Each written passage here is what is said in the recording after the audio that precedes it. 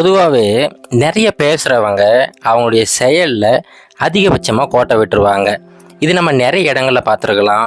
நம்மளுடைய ட்ரீம்ஸ் ஆகட்டும், இல்லை நம்ம அடுத்து என்ன செய்ய போகிறோம் அப்படிங்கிறதாகட்டும், எப்போ நம்ம வெளியே சொல்ல ஆரம்பிக்கிறோமோ அந்த வினாடியிலிருந்து நம்மளுடைய செயல் வேகம் அப்படிங்கிறது குறைய ஆரம்பிச்சிடும். இதை எப்படி சரி செய்யலாம் அப்படிங்கிறத உணர்த்துறதுக்காக ஒரு சின்ன கதை ஒன்று பார்ப்போம். முன்னொரு காலத்தில் ஒரு சின்ன ஊரில் ஒரு பையன் ஒருத்தன் வாழ்ந்துக்கிட்டு வந்தான். அந்த பையனுக்கு ஏகப்பட்ட ட்ரீம்ஸ் இருந்துச்சு. ஏதாவது சாதிக்கணும் அப்படிங்கிற எண்ணம் அவன் மனசுக்குள்ளே எப்போவுமே இருந்துக்கிட்டே இருக்கும். ஆனால் அவங்ககிட்ட இருக்கிற ஒரே ஒரு பிரச்சனை என்ன அப்படின்னா, அவன் எல்லாருக்கிட்டேயும் ரொம்ப அதிகப்படியாக பேசிக்கிட்டே இருப்பான். அவன் அடுத்து என்ன பண்ண போகிறான், அடுத்து வினாடி என்ன பண்ண போகிறான் அப்படிங்கிற வரைக்குமே எல்லா மனிதர்கள்கிட்டையுமே சொல்லிக்கிட்டே இருப்பான்.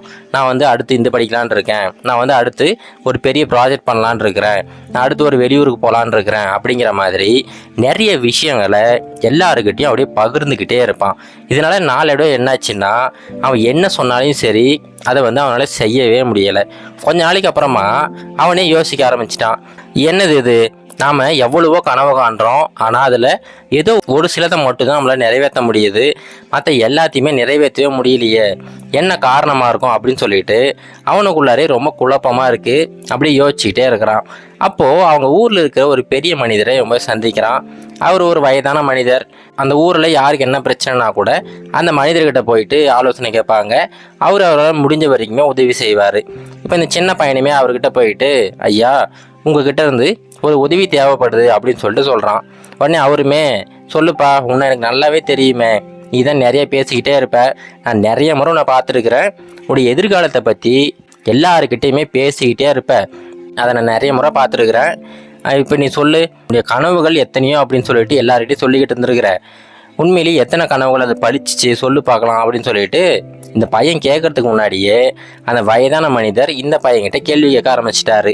அந்த பையனுமே, ஐயா இந்த விஷயமா தான் நானும் வந்தேன், நான் எத்தனையோ கனவுகள் காண்றேன், ஆனால் என்னால் ஒரு சிலதை மட்டும்தான் பழிக்க வைக்க முடியுது, மற்ற விஷயங்கள் எதையுமே என்னால் செயல்படுத்த முடியல, இதுக்கு என்ன காரணம், நானும் இதை நினச்சி ரொம்ப குழப்பத்தில் இருக்கிறேன், இதுலேருந்து எப்படி விடுபடுறதுனே தெரியல, கொஞ்சம் உதவி பண்ணுங்க ஐயா அப்படின்னு சொல்லிட்டு அந்த மனிதர்கிட்டே அந்த பையன் கேட்குறான். உடனே அந்த மனிதர் சொல்கிறாரு, இங்கே பாருப்பா, நீ கனவு காண்றது தப்பே கிடையாது, ஆனால் எப்போ உன்னுடைய கனவுகளை மற்றவங்கக்கிட்ட பகிர்ந்துக்க ஆரம்பிக்கிறியோ, அதுவும் அதிகபட்சமாக நிறைய பேர்கிட்ட அதை சொல்லிக்கிட்டே இருக்கிறியோ, அப்போ அதோட வீரியம் கொஞ்சம் கொஞ்சமாக குறைய ஆரம்பிச்சிடும். இது நான் வெறுமனே சொன்னால் உனக்கு புரியாது, நான் ஒரு சின்ன கதை சொல்கிறேன் அப்படின்னு சொல்லிட்டு அந்த மனிதர் ஒரு கதை சொல்கிறாரு. அது என்னன்னா, முன்னொரு காலத்தில் ஒரு ஊரில் ஒரு விவசாயி ஒருத்தர் வாழ்ந்துக்கிட்டு வராரு. அந்த விவசாயி பார்த்திங்கன்னா ரொம்ப ஏழை விவசாயி, எப்போவுமே ரொம்ப அயராமல் பாடுபட்டுக்கிட்டே இருப்பார். அந்த ஊரில் பார்த்திங்கன்னா சாயங்கால நேரத்தில் அங்கே இருக்கிற எல்லா விவசாயிகளுமே அங்கங்கே அப்படியே கூடி பேசிக்கிட்டே இருப்பாங்க. அடுத்து என்ன பயிரிடலாம், அடுத்து இது பண்ணலான்னு இருக்கேன், அது பண்ணலான்னு இருக்கேன் அப்படின்னு சொல்லிட்டு பல விதமான விஷயங்களை அவங்களுக்குள்ள டிஸ்கஸ் பண்ணிக்கிட்டே இருப்பாங்க. ஆனால் இந்த விவசாயி மட்டும் எந்த ஒரு டிஸ்கஷன்லையுமே கலந்துக்கவே மாட்டார். அவர் பாட்டுக்கு அவர் உண்டு, அவர் வேலை உண்டுன்னு சொல்லிட்டு போய்கிட்டே இருப்பார். இவர் அடுத்து என்ன போட போகிறாரு, அந்த நிலத்தில் அடுத்து என்ன பயிர் பண்ணலான்னு இருக்கிறாரு அப்படிங்கிறதெல்லாம் யாருக்கிட்டையுமே சொல்ல மாட்டார். எப்போவுமே வேலை செஞ்சுக்கிட்டே இருப்பார்.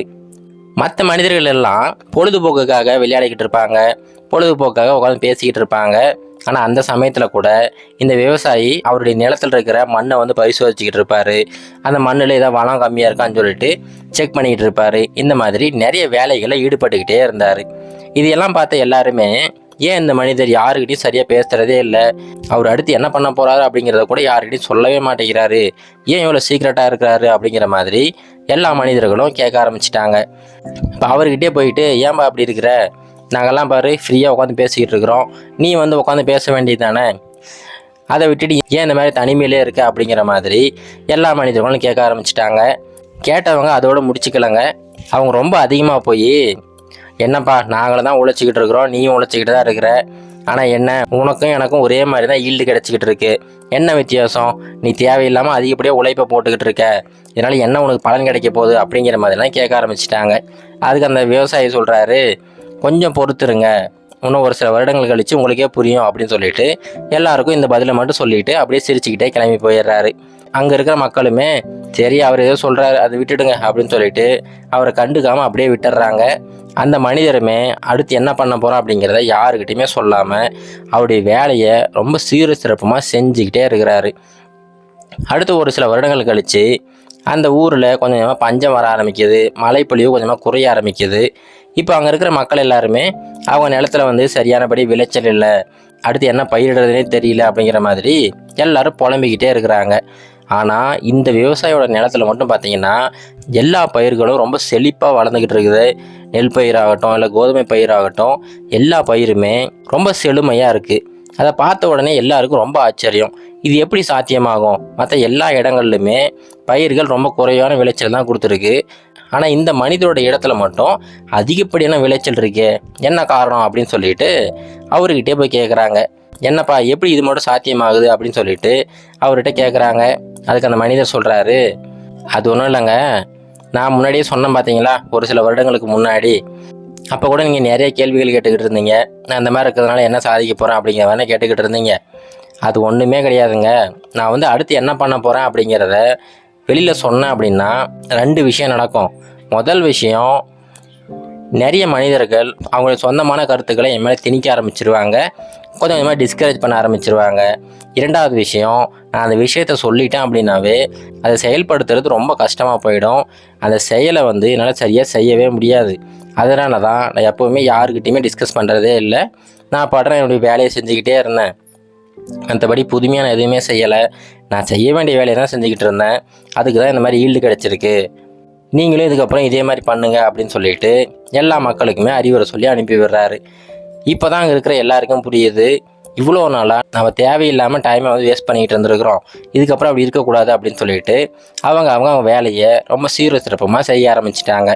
இந்த கதையை சொல்லி முடிச்சுட்டு அந்த பெரியவர் அந்த சின்ன பையன்கிட்ட, இங்கே பாருப்பா, அந்த கதையில் வந்தது போல தான், எப்போ நீ உன்னுடைய பிளானை மற்றவங்ககிட்ட சொல்ல ஆரம்பிக்கிறியோ, அது சின்னதாக இருந்தாலும் சரி இல்லை பெருசாக இருந்தாலும் சரி, நிறைய மனிதர்கள் உண்மையிலேயே நீ முன்னேறணும் அப்படிங்கிற எண்ணத்தில் இருக்க மாட்டாங்க. அதனால் நீ அவங்ககிட்ட அந்த பிளானை சொல்லும்போது எப்படியாவது அந்த பிளானை டிஸ்கரேஜ் பண்ணணும், அதை எப்படியாவது உன்னை ட்ராப் பண்ண வைக்கணும் அப்படிங்கிறதுக்காக, அதெல்லாம் சரி வராதுப்பா, அதெல்லாம் சாத்தியமே இல்லைப்பா அப்படிங்கிற மாதிரி உன்னை ரொம்ப டிஸ்கரேஜ் பண்ணிக்கிட்டே இருப்பாங்க. இது உன்னை அறியாமலே உனக்குள்ளார ஒரு நெகட்டிவிட்டியை உண்டு பண்ணி விட்டுடும். 2வது விஷயம் என்ன அப்படின்னா, நீ ஒரு விஷயத்த சொல்லிட்ட அப்படின்னா ஆட்டோமேட்டிக்காக உன்னுடைய மூளை என்ன பண்ணணும்னா அந்த விஷயத்தை நீ செய்ய ஆரம்பிச்சிட்ட, அது நிறைய செஞ்சு முடிச்சிட்ட அப்படிங்கிற மாதிரி ஒரு அசம்ஷனுக்கு வந்துடும். இதனாலேயே அந்த வேலையை உன்னால் செய்யவே முடியாது, அப்படியே தள்ளி போட்டுக்கிட்டே போய்கிட்டே இருப்ப. இந்த 2 காரணங்கள்னால தான் நீ எப்போவுமே நீ என்ன அடுத்து செய்ய போகிற அப்படிங்கிறத யாருக்கிட்டே சொல்லாமல் நீ பாட்டு செஞ்சுக்கிட்டே இருக்க வேண்டியது தான். இதுக்கப்புறமாவது சரியானபடி இருப்பா அப்படின்னு சொல்லிட்டு அந்த பையனை அனுப்பி விடுறாரு.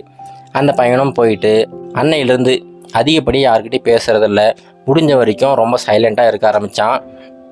கொஞ்ச நாட்கள்லேயே அவன் நினச்ச ஒவ்வொரு விஷயத்தையும் கொஞ்சம் கொஞ்சமாக அச்சீவ் பண்ண ஆரம்பிச்சிட்டான். இந்த கதையில் வந்தது போல தாங்க, இந்த சைலன்ஸ் அப்படிங்கிறது நம்மளுடைய கனவுகளோட பாதுகாவலன். அதனால் முடிஞ்ச வரைக்கும் உங்களுடைய கனவுகளை அதிகப்படியாக யாருக்கிட்டையும் பகிராதீங்க. அப்படி பகிர்ந்தீங்க அப்படின்னா நிறைய பேர் டிஸ்கரேஜ் பண்ணிடுவாங்க. அது மட்டும் இல்லாமல் உங்களுடைய ஈடுபாடு அதில் கொஞ்சமாக குறைய ஆரம்பிச்சிடும். இது கரேஜ் டு ஆக்ட் மோட்டிவேஷன் கதைகள்.